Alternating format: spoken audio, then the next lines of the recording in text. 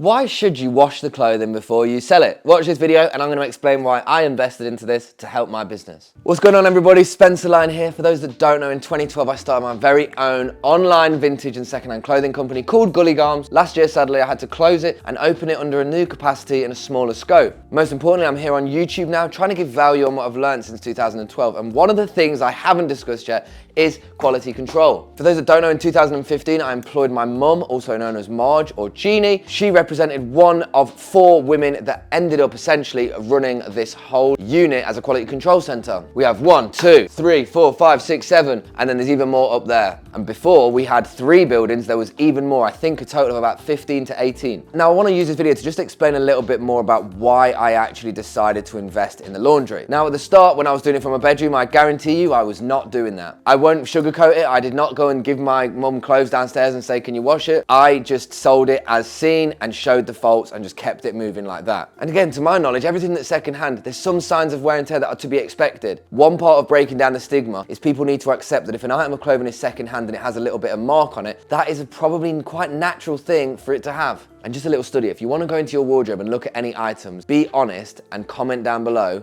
if there's items of clothing you wear that are grade B and C. Let me know. That was just a little side note. But no, in 2015, I basically employed Marge, Lindsay, Suzanne, and Haley, which were 3 other women that worked with her at a school across the road from where she lived. I'm telling it you all, honestly, guys. When I started, and the kind of surrounding about that, I never thought about washing and laundering clothes too much. If I'm being honest with you, I was just there trying to find cool bits, and that was my business model. When I got to the scaling side of things, so not putting up 10 items a day, but getting up to 100 and 150 products, you have to understand that in order to scale with a system that works symmetrical to like the way that you're sourcing and every other part of it, you need to ensure the highest level of quality with the product that you're selling. Now, secondhand clothing and vintage stuff is a one-of-one really unique business model because essentially every single item has a unique look, unique aesthetic, and guess what? Probably has unique faults, marks, and signs of wear and tear. And basically what these big beauties do, as everybody knows, is they help alleviate that fault, or they help alleviate any marks that may be on the item. This also isn't a video to tell you that you should go and get out a washing machine or that you should tell your mum to start washing your clothes, but it's just to give you a look in a perspective of why I did this and how it helped my business. So in 2015 was when we were probably in the full scope of things. Marge was here. She started to employ the ladies. I think it got to one point she just got 1 new woman every month. It was like another one, another one, another one. So we copy and paste the cleaners down here. They got to work with it, and we really created a beautiful system of how they prepared all the clothes. Color grading it, organizing it, washing it by material, things that you do when you have, I guess, a bigger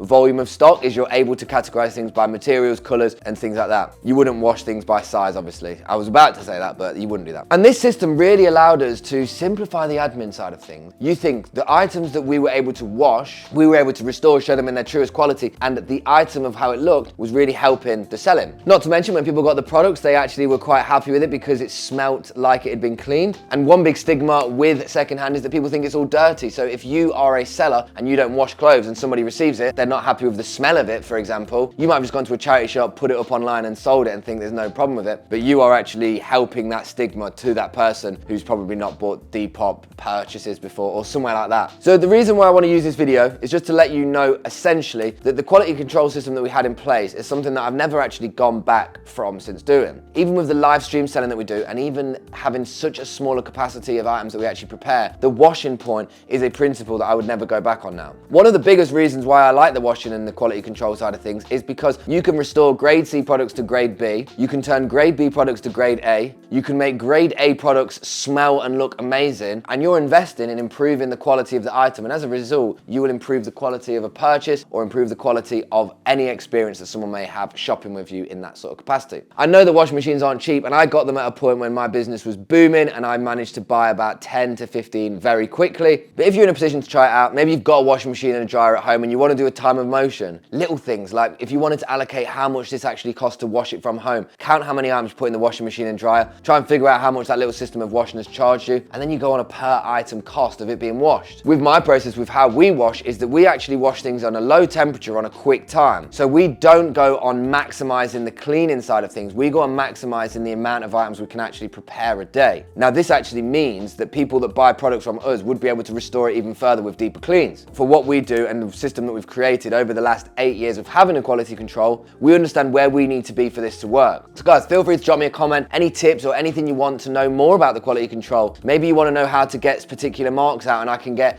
queen marge in to show you exactly how to do that. Or maybe you want to just know a little bit more about what products we use with how we wash, what things we don't wash, any materials we avoid, or anything to consider before buying a washing machine. Drop a comment, let me know, and I'll make a video about that. But guys, as always, stay safe, stay sustainable, keep doing you, trust in the process, and if you are hustling on your grind, don't get too down when you have a bad day of no sales, because it swings and roundabouts and it's just gonna be the way it goes all the time, trust me. So big up, lots of love, and I'll see you on the next one.